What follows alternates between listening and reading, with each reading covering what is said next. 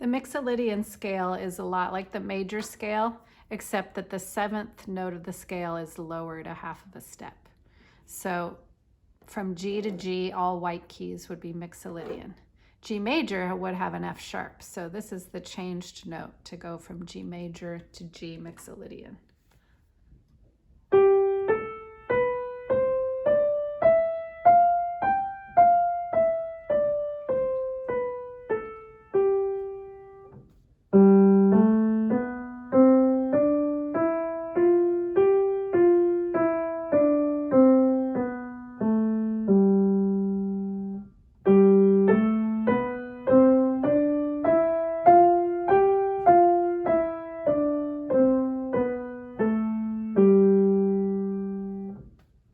If we wanted to write a Mixolydian scale starting from F, first we think of the F major scale.